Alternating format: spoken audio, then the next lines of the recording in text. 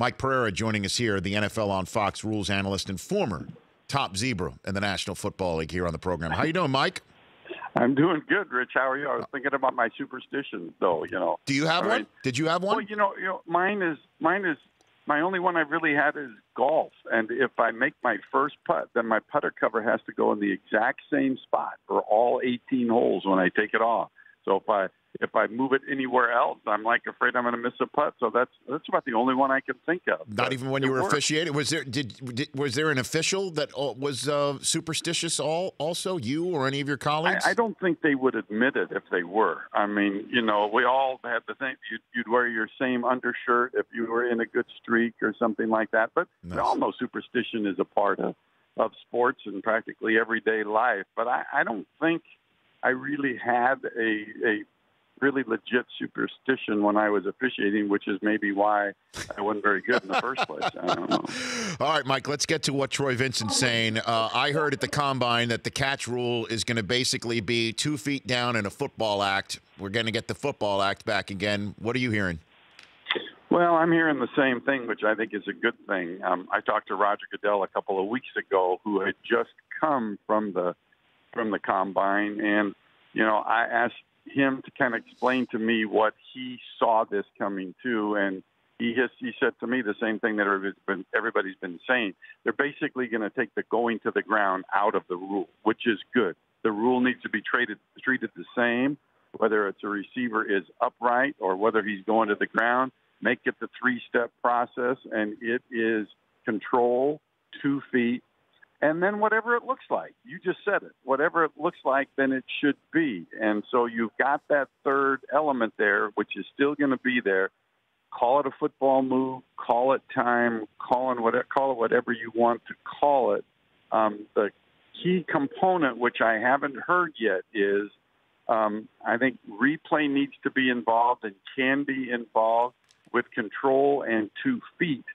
But after that, I don't think replay can be involved. I think it's purely judgment as to how long this vague time frame is, and so that really needs to be left out of it, because if they leave it in, then really all that's going to happen is the controversy is going to go from the ground to the time, and we're going to look at plays that either get overturned, because replay makes it look like he's had the ball long enough and at different speed. So that's a key issue coming out of it, and I'm really anxious to hear, how that's going to be, a part of the new rule. Well, I think we got a hint on that, and I want to put a pin in that part of our conversation for a second, because Troy Vincent said something about replay to the Washington Post that really jumped out at me. But like I said, I want to put a pin in that for a second, Mike Pereira, and get to the fact that with the Calvin Johnson play under the new rule, touchdown.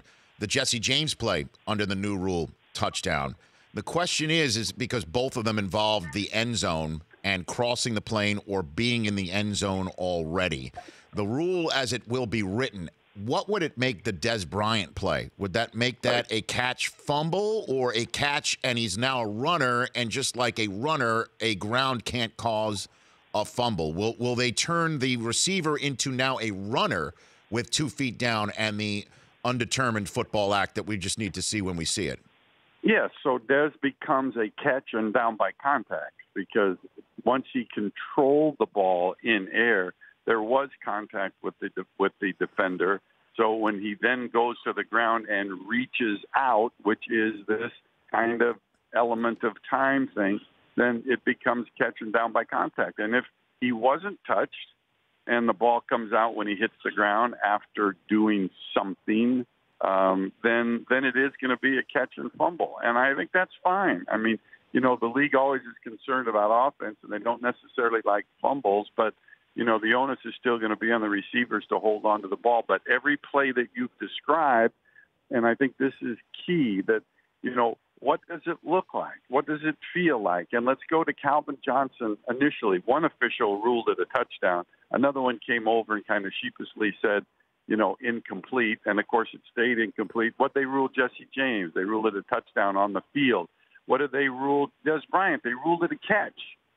So the officials looking at this play felt that they had completed the process. And so, to me, That's the part that you can't make reviewable. Let the officials make their judgment call on the field and leave it as is. But I think everybody, even though the rule, it's similar to me, like, let's go all the way back to 2001. I mean, the tuck play.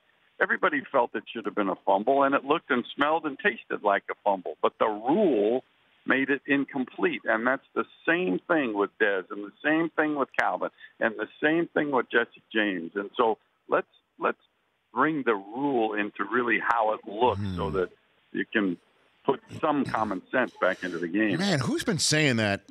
Who's been saying that for years? That's probably some guy named Eisen. Yeah. This is the Rich Eisen Show. Thanks, Mike. Yeah. You're the only reason they got that tuck rule changed. It took you a while, but you know. But since I know you have a photographic memory, Mike, what about that play between the Patriots and Giants regular season game? Odell Beckham grabs one in the end zone, and Malcolm Butler, just as he might have gotten that second foot down, slaps the ball out. How would that work in an end zone play? Do you Incomplete. think? No element of time, and you know that looked like he had both feet down, and then the ball was knocked out, but it was almost simultaneous. If they just go back, I go back to really when I officiated, and the rule wasn't this complex. Here's what the rule said back in 96 and 97. It just basically said it is a catch if a receiver gets control and 2 feet down. It stopped there. And then it said, if there's any question in the mind of the official, then rule it incomplete. The old bang bang play. That's all the rule. That's all the rule said, and we lived by that. And there wasn't an issue. Of course, there wasn't replay either. That's right, exactly, and that's until replay. Until replay. So let's get to that now. Let's remove the pin from that. As you said, that you hope that replay will not be used to judge time, and it looks like it won't, because as you know, over the last few months, we were all wondering, certainly here on the show, if with Blandino now being a colleague of yours at Fox and Al Riveron coming in, if replay started to be used differently this year by the NFL in the regular season, and it was, and they changed it back for the playoffs, best I could tell. And this quote kind of confirms this, Mike. This is what Troy Vincent told the Washington Post. We'll go back to the old replay standard of reverse the call on the field only when it's indisputable. Yeah, Rich, I think they did that, about 2/3 of the way through the season, and they were consistent throughout that last third. And after Jesse James, Jesse James, because Jesse James, after Jesse James, that was ridiculous. Listen, I think there's still the notion. Here's how confusing it is. I mean, or at least as confusing it has gotten. There was significant discussion on the Zach Ertz play in the Super Bowl, the touchdown in the Super Bowl. There was significant discussion going on during that review about reversing that to an incomplete pass. When, many of us, including myself, were sitting there saying, why did they even stop this to look at it? And it was this whole notion of, did he have the ball long enough to become a runner? Was he going to the ground? The replay almost reversed that to an incomplete pass, which would have been a travesty as far as I'm concerned.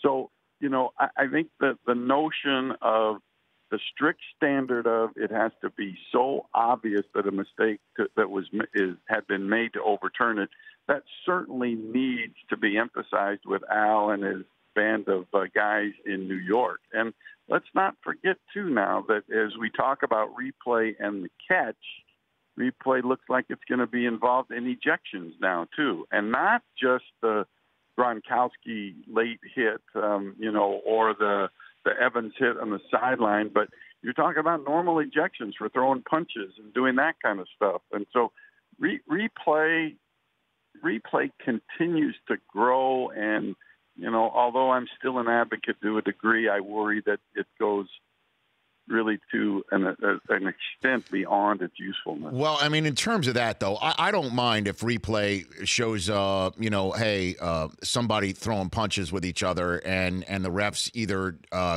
didn't see it or in the flow of a game, just decided for whatever reason to let it go, and somebody who's removed from the emotions of the game can come down and say it doesn't matter what the emotions of the game are. We shouldn't have these types of plays. I don't have a problem with that.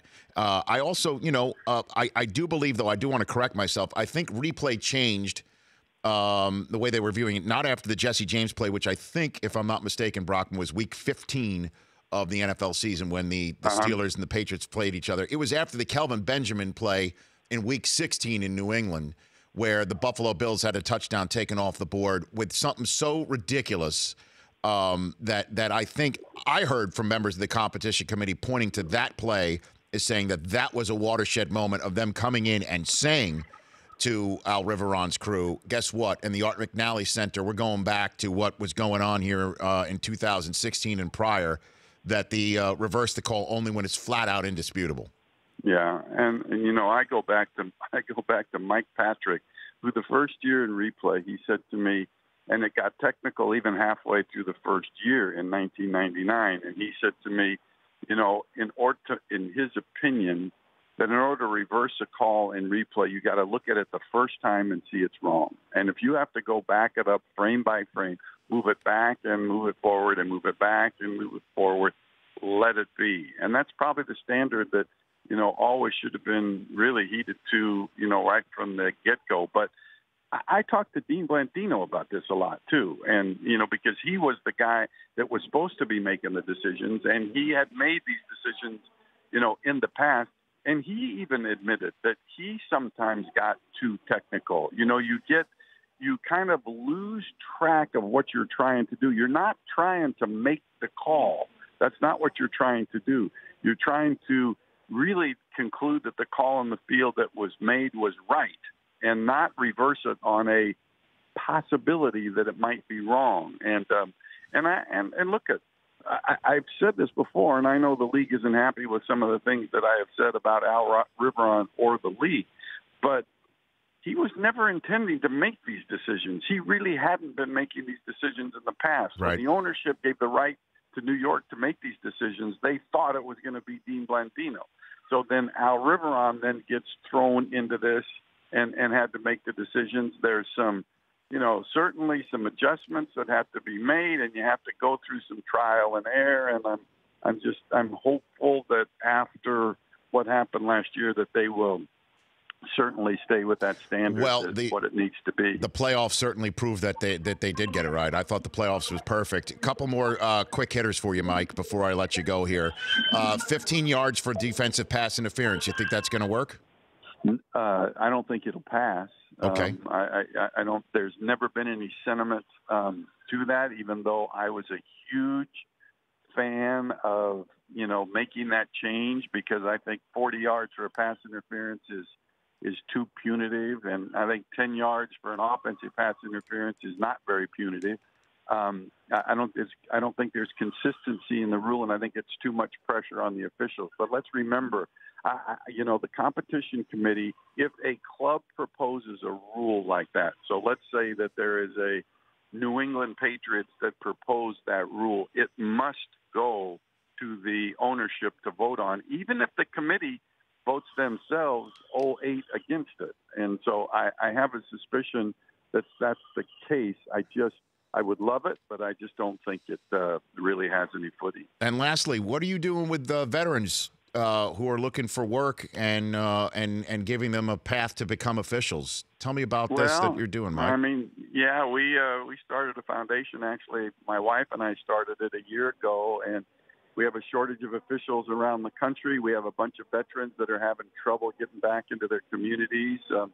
And so we started this foundation, and we give scholarships to veterans to become sports officials in their communities, all sports, not just football. And we've been doing it for a year now, and we currently have given out 103 scholarships around the country. We have an ice hockey official who's a veteran from Rochester and New York. It's been really kind of unbelievable. There's a need for officials. There's a need to help those veterans that are struggling a bit. And I'm in New Orleans now, met with the Saints today, and we're going to partner with the Saints and get some of these vets out on their practice field and scrimmages and things like that. Sean Payton and I have communicated by text. He's at the competition committee meeting now. I'm going to the Falcons tomorrow. I want to get the NFL involved in this project too. It's been a really wonderful endeavor that my wife and I have taken on, and there was an article today that was in Associated Press which kind of talked about one guy, my guy Hector Tarango, who has a severe case of PTSD and who found officiating, and it seems to have turned his life around. And so I'm really enthused about it, and thank you for asking about Of course. that. I appreciate that. Battlefields, the number 2 ballfields.org. Battlefields, 2ballfields.org. Good for you, Mike, and for your better half for doing this. Well, thank you. It's a labor.